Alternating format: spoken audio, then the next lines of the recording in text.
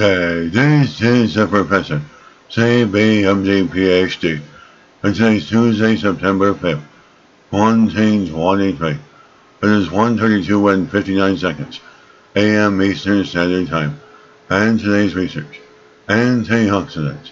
So let's hop to it here. Antioxidants stimulate blood flow in tumors. Date August 31st, 1923. Source, Karolinska Institute. Vitamin C and other antioxidants stimulate the formation of new blood vessels in lung cancer tumors. A new study shows the discovery corroborates the idea that dietary supplements containing antioxidants can accelerate tumor growth and metastasis.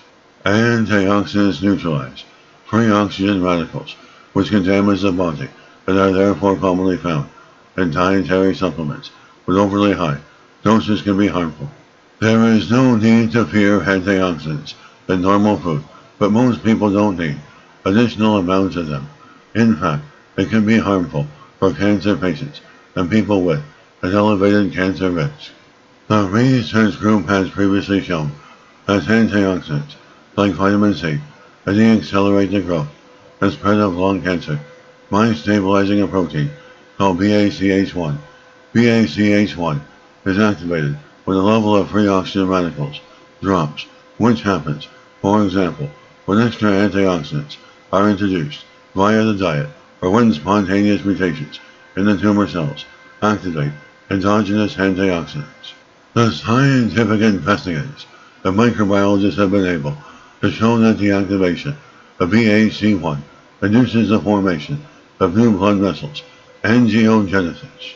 While low oxygen levels hypoxia are known to be required for angiogenesis to occur in cancer tumors, the new mechanism identified by the researchers demonstrates that tumors can form new blood vessels in the presence of normal oxygen levels as well.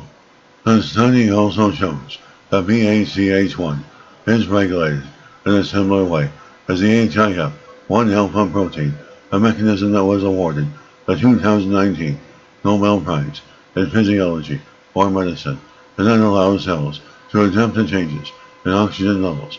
HIF-1-alpha and BACH1 work together in the tumors, as new research shows.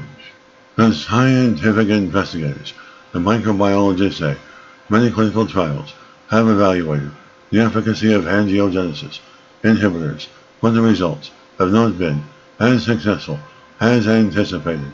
The study opens the door to more effective ways of preventing angiogenesis in tumors. For example, patients whose tumors exhibit high levels of BACH1 might benefit more from anti-angiogenesis therapy than patients with low BACH1 levels. The researchers use a range of cell biological methods and concentrated most of their work on lung cancer tumors by studying organoids, small cultivated microtumors from patients, but they also studied mice and samples of human breast and kidney tumors. The tumors in which BACH1 was activated either via ingested antioxidants or by overexpression of the BACH1 gene produced more new blood vessels that were highly sensitive to angiogenesis inhibitors. The next step is to examine in detail how levels of oxygen and free radicals can regulate the BAC1 protein, and they will continue to determine the clinical relevance of their studies.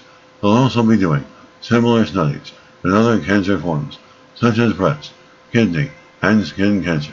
And this is the Professor of Microbiology, Bioinformatics, Pathophysiology, and Teacher of Research.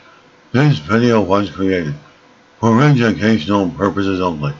Hope you enjoyed listening. Until next time, have a great day.